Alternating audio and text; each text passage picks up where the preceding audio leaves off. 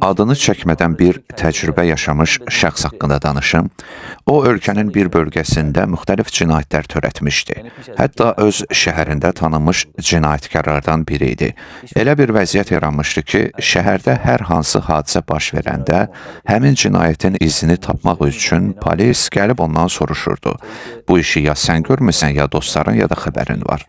Bir dəfə polisdən qaçarkən yıxılır, başından ağır zərbə, kəllə beyin zədəsi alır və komaya düşür. O, bu hadisəni danışdığı vaxtın təxminən 2/3-ni ağladı.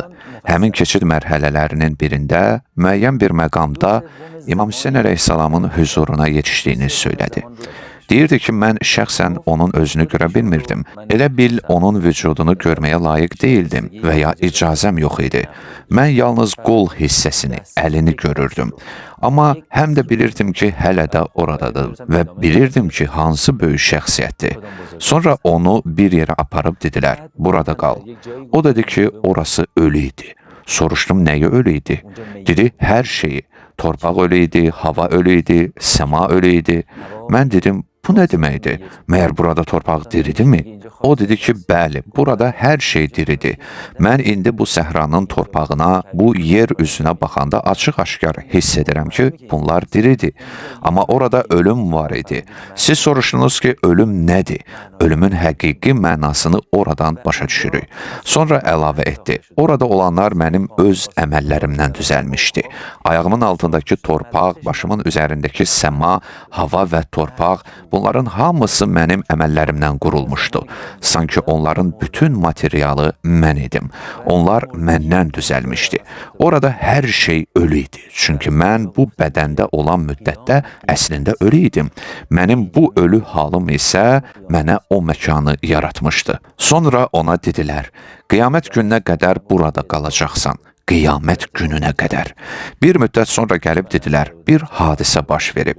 Hadisə isə bu tərəfdə baş vermişdi. Onun üçün yalvarış etmişdilər, şəfaət istəmişdilər, nəzir niyaz vermişdilər və qərara alınmışdı ki, geri qayıtmalıdır.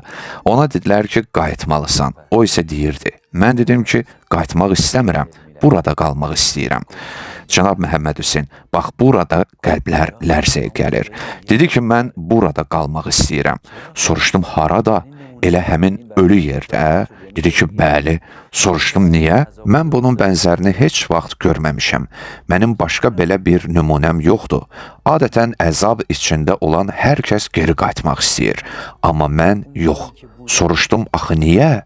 Dedi, çünki olduğum yerdən məni çıxartdıqları yerdə həzrət var idi.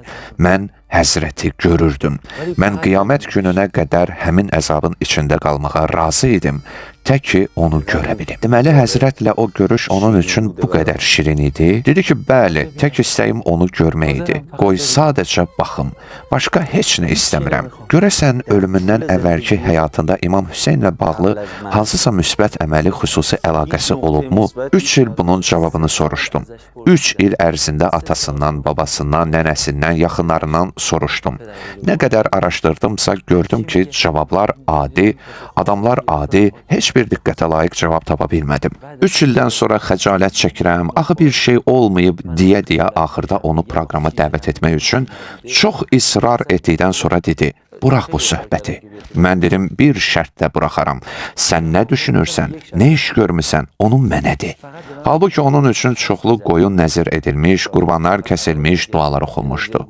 O dedi ki, əgər bir səbəb varsa, yəqin ki, budur. Mən çox imamçı idim. Soruşdum, imamçı olmaq nə deməkdir? Bu, onların öz ifadəsidir, məncə həmin məhəllənin terminidir. Dedim, imamçı olmaq nə deməkdir? Dedi, yəni mən imamı çox sevirdim. Dedim, hansı imamı? Dedi, İmam Hüseyni. Dedim, elə təkcə bu? Yaxşı, bu sevgi ilə məsələn nə edirdin? Axı, özün deyirsən ki, bu qədər cinayət törədirdin. Özün deyirsən ki, şəhərin məşhur cinayətkarlarından olmusan. Elə təkcə bu sevgi? Dedi, yox. Axı, bilirsənmi, ilin 365 günü içində təkcə 10 günlükdə nə bıçaq, nə qanunsuz iş, hətta siqareti belə kənara qoyurdum. 10 gün ərzində. Çəmbə vururdum, yəni o ehsan yeməklərini bişirənlərin qazana vurduğu taxta qaşıq çımçı var, bax onu vururdum. Çəmbə vururdum, sinə vururdum, çay paylayırdım. 10 günlüyün sonuna qədər. 10 günlük qurtarandan sonra ertəsi gün bıçağı götürüb gedirdim. Kiməsə bir xətt atırdım. Bilmək üçün ki, mənim ilim başlayıb. İlin 355 günü belə idim. Təkcə o 10 gün. Təkcə 10 gün. O deyirdi ki, mən qaydanda bunu başqaları da təsdiqləyirdi. Mən özüm də araşdırdım, başqalarından soruşdum. O, işlədiyi peşə sahəsində sərvət baxımından oranın qabaqcıl neçə nəfərindən birinə çevrilmişdi. Amma deyirdi ki, o sərvət haram yolla qazanılmışdı. O, gedib var dövlətini hesablayıb, qiymətinin bir hissəsini sahibləri olduğunu düşündüyü insanlara geri qaytarmışdı. Mağazanı bağlamışdı, artıq mağazası da yox idi. Özü ilə bir alət və bir suvaq qabı götürmüşdü, gedib tikintidə işçi bənna olmuşdu. Deyirdilər ki, o motosikletdən yıxıldığı yerdə ağlını itirmişdi. Bəziləri deyirdi ki, artıq dəli olmuşdu. Artıq heç kəsə dava etmirdi. Mehribanlaşmışdı. Necə? Elə ki, mən zəng edirdim, hardasan? Deyirdi, filan kənddəyəm, divarı uçmuş bir evi təmir edirəm. Yenə zəng edirdim ki, hardasan? Deyirdi, qocalar evindəyəm. Başqa dəfə zəng edirdim ki, hardasan? Deyirdi, uşaq evindəyəm. Bax, o adam tamamilə belə bir insana çevrilmişdi. Mən dedim, deməli, indi başa düşdüm ki, o 10 günü həyatının qalan hissəsindən fərqli yaşayırmışsan.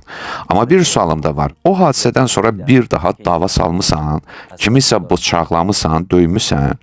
Dedi, Allah məni bağışlasın, cəmi bir dəfə belə bir şey oldu. Soruşdum, nə olmuşdu? Dedi, bizim məhəlləyə Tehrandan bir məddah gətirmişdilər. Mən onu döydüm. Soruşdum, niyə? Dedi, o tıs-tıs deyənlərdən idi. Dedim, tıs-tıs nə deməkdir? Bunu deyəndə özü də narahat oldu və dedi, elələridir ki, gedirlər Hüseyn demək əvəzinə tıssen deyirlər.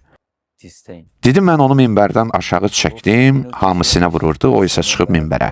Mən onu aşağı saldım və vurub qan içində qoydum. Onu mənim əlimdən almağa gələnlər də məni alqana buladılar.